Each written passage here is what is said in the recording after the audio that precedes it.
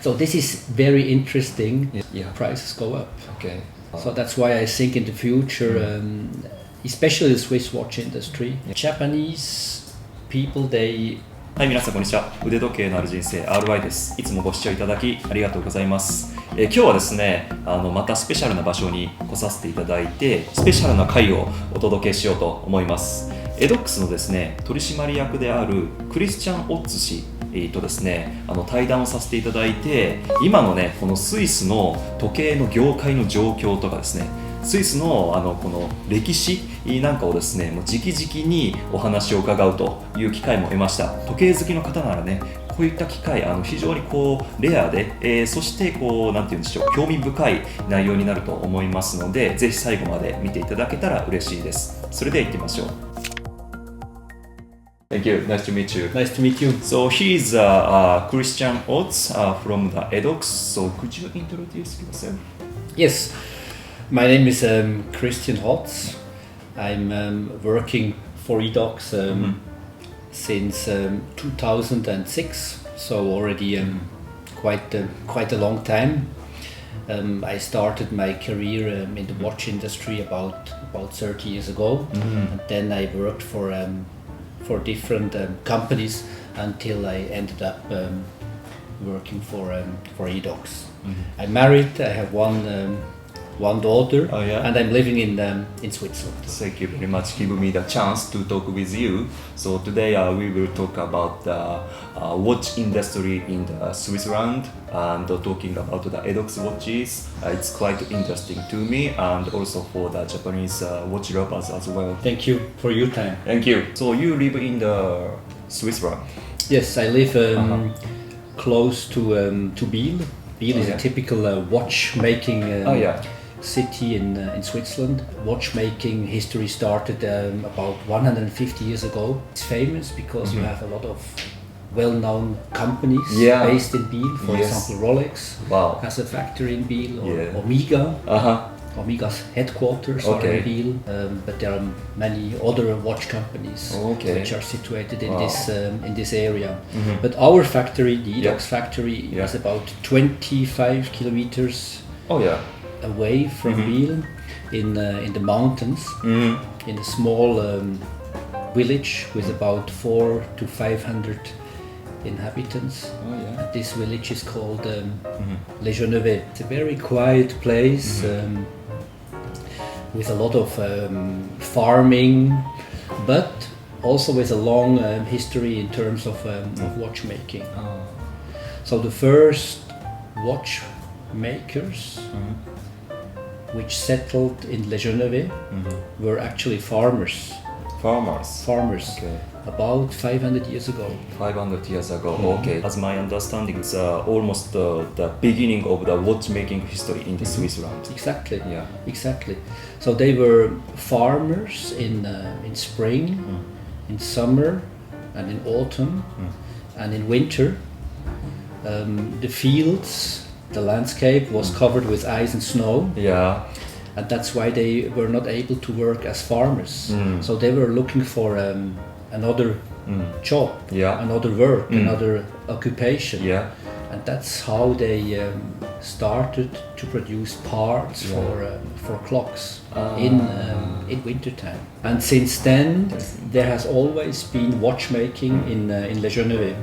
And that's quite important because many of our staff members, they have fathers and grandfathers who already worked as watchmakers. Okay. So for them, being involved in the watch industry is not only an ordinary job. It's also representing the family's heritage and history. So they're very much dedicated and they show a lot of passion about creating and assembling watches. So when you start your career in the watch industry? That's a good question. I started in 1992. 1992. Yes. In 1992 I had the opportunity to spend 1 year in Australia. Australia. Yes. So I went from Switzerland to Australia because I wanted to improve my English. Okay. And in Australia, I found a job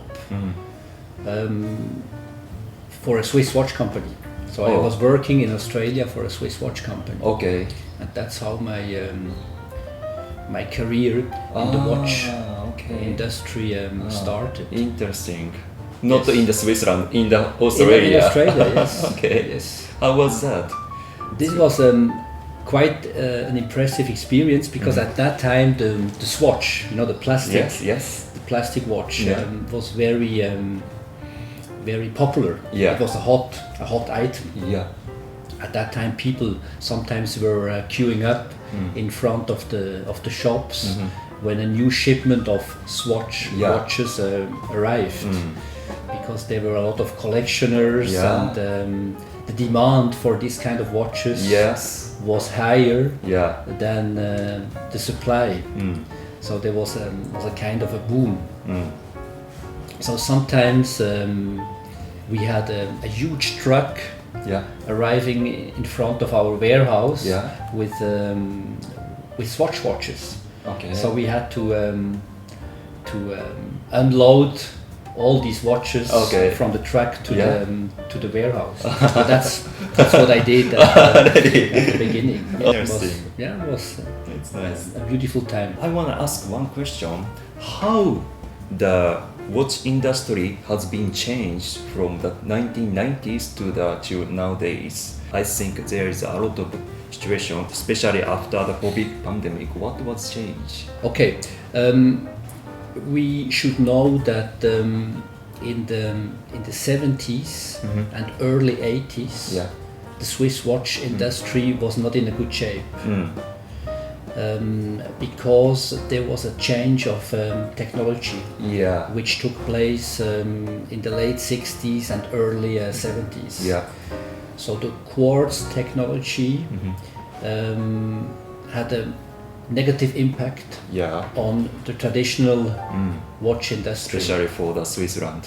Especially for Switzerland. Exactly. So at that time in the 70s and early 80s, many people lost their job.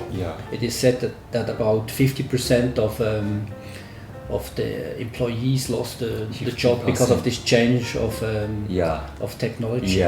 But then, to come back to your initial question, in the 80s and 90s, suddenly the mechanical watches became again popular. Because the mechanical watches were representing the true heritage and the true history of Swiss watchmaking. And in the late 80s, early 90s, there was a boom again in the watch industry. So the number of employees raised again. So this is very interesting when you look at the watch industry. Usually in other industries, people, they always want to have the latest technology.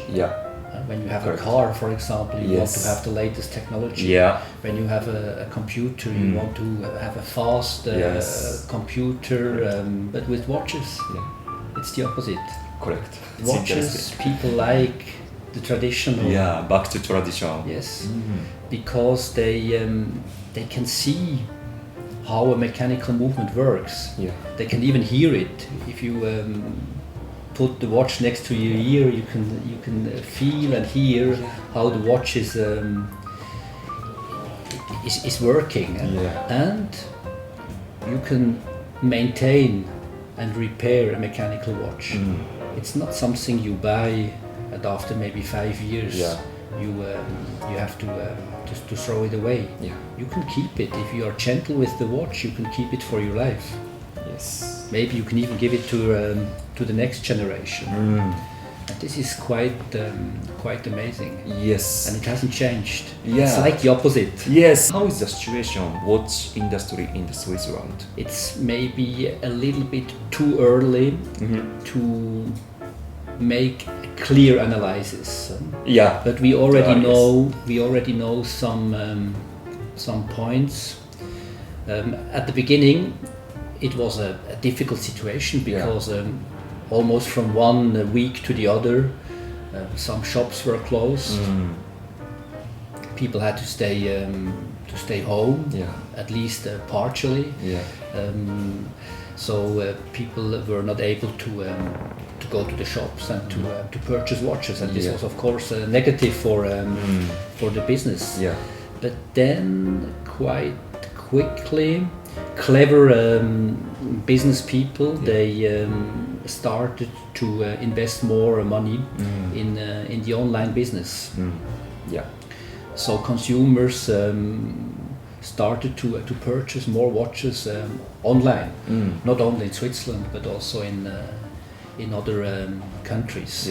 Because before, the watch business was quite traditional, and several brands did not want to sell their watches online, because they said a traditional watch should be sold in a classic watch boutique where trained salespeople can explain the function of the watch to the final consumer.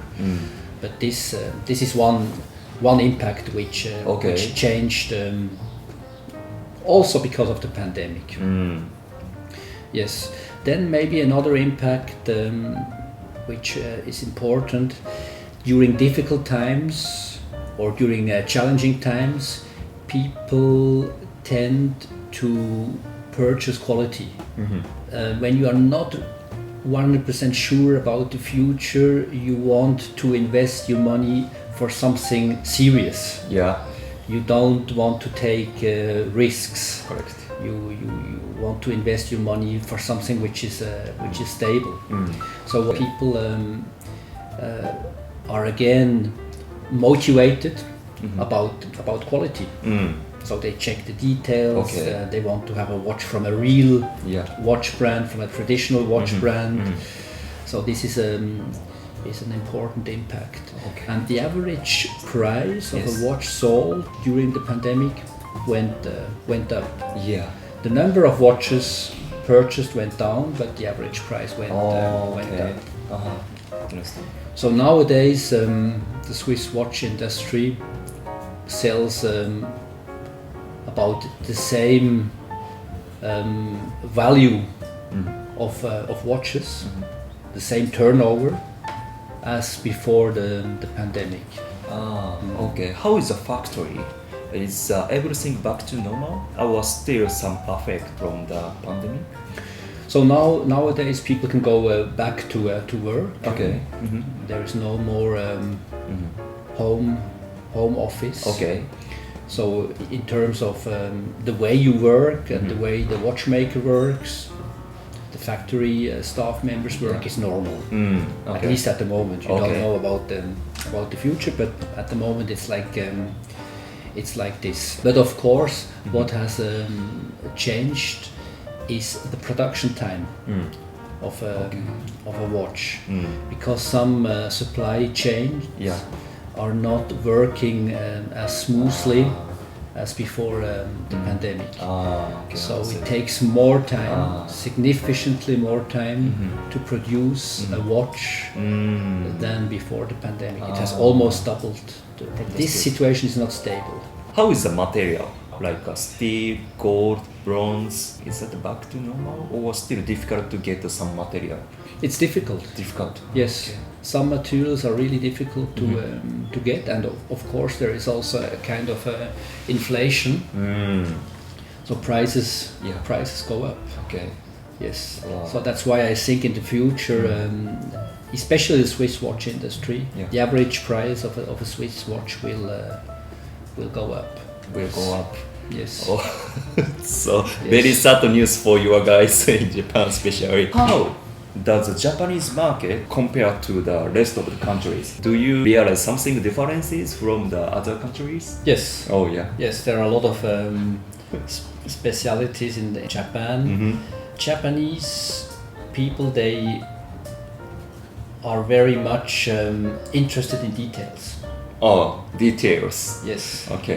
So they like to learn about every step of watchmaking, and they want to receive more information. Yes. And they also like to learn about the history of a brand. Yes.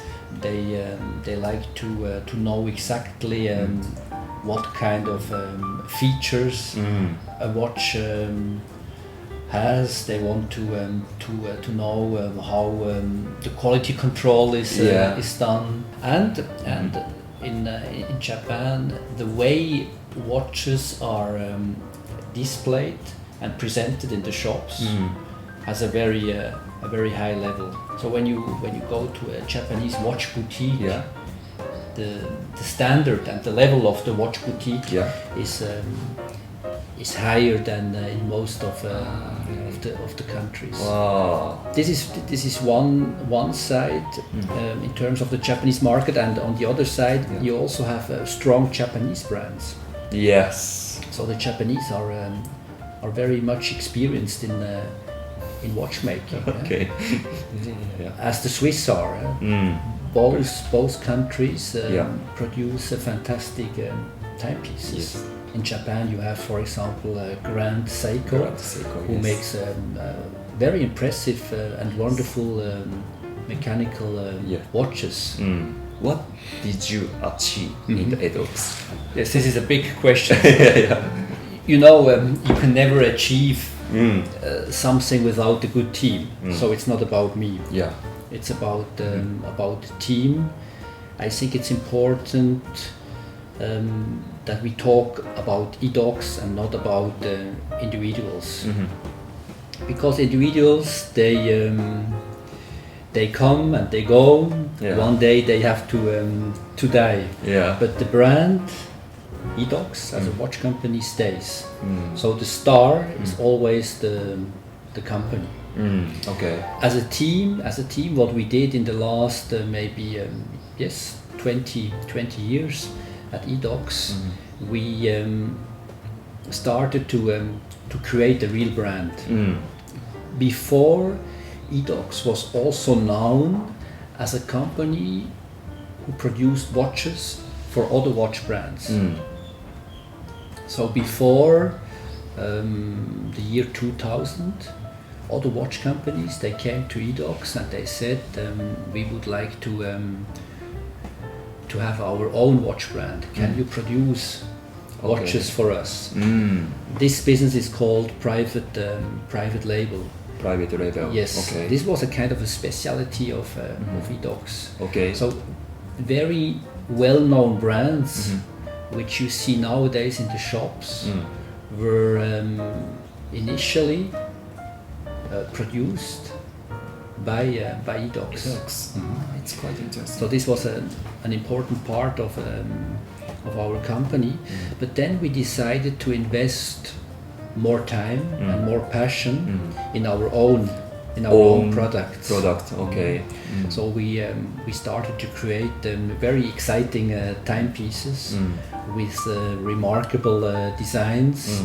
And we combined these new timepieces, these new designs, with partnerships. For example, we were the first Swiss watch brand measuring the time for boat races. For powerboat races. And in cooperation with this partnership, with this timekeeping mission, we created watches which are highly water resistant, which were shock resistant. We also used similar materials for our watches as boat manufacturers of racing boats are using. Okay. So we used ceramics. We used titanium. We used, of course, steel. We used carbon fiber. So we received a lot of technological information from the powerboat race. From the powerboat race, which we could use afterwards for our watches. Okay. Because eDOX in the 60s was known as the water champion of the Swiss watch industry. Okay. Because in 1961, Edox developed a special crown. Mm-hmm. This crown had 2 seals. And because of these 2 seals, the Edox crowns were more reliable in terms of water resistance than ordinary crowns. This was an Edox invention. Okay. Because sometimes when you wear a watch, you forget to screw down the crown. Yeah, sometimes, yeah. When you forget to screw down the crown, water go inside the watch and damage the movement heavily. Yes. But with these 2 seals, when you forget to screw down the crown, you can still go into the water and you can still swim. The watch remains water resistant. So it's a kind of double security. Oh, it's really nice. And because of that, Edox became famous in the watch industry as the water champion. Okay. And we still use the same technology. By the way, today you are wearing is the CO1. Yeah. Chronophore 1, as you it's say. So cool, yes. And this watch we initially developed in 2006. 2006. Together with these powerboat racing partnership, because these drivers, the powerboat drivers, they wanted to have a strong watch, a sporty watch, highly water resistant, with high-tech. Really? What is the material for this? This watch, for example, is built from steel and carbon. Yeah.